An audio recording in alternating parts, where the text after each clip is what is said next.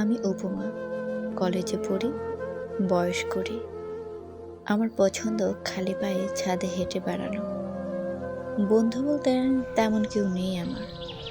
আমার কথা বলার সাথে ছোট্ট একটা চড়ুই পাখি। রোজ বিকেলে ওকে নিয়ে ছাদে হাঁটাহাঁটি করি। প্রতিটি বাঙালি মেয়ের মতো আমারও ছাদে বাগান বিলাস পছন্দ।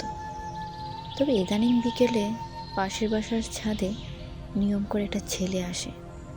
কথা বলে না, তবে দূর থেকে চুপচাপ তাকিয়ে থাকে। হয়তো এমনি তাকিয়ে আছে। থাক বাবা, ওসব ভেবে আমার কাছে নেই।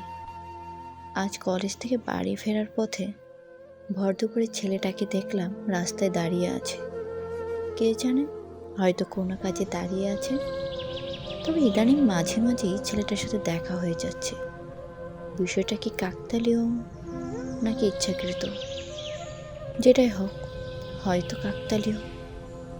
তবে হঠাৎ করে ছেলেটা একদিন আমার সামনে এসে দাঁড়ালো, কিন্তু কিছুই না বলে চলে গেল। ছেলেটা খানিকটা বোকা, সাথে মেরুদণ্ডটাও ভাঙা। সাহস করে কিছুই বলতে পারে না। তবে আমি ছেলেটার চোখের ভাষা বুঝি। ছেলেটার না বলা কথা অনুভব করতে পারি। অনেক দিন হলো ছেলেটাকে আর কোথাও দেখা যায় না। হয়তো অন্য কোথাও চলে গেছে, নয়তো আমাকে ভুলে গেছে। সেসব পুরনো কথা। এইমাত্র গায়ে হলুদের স্নান শেষ করে আসলাম। কাল আমার বিয়ে। অনেকদিন হলো বিয়ের পরে ছাদে ওঠা হয় না।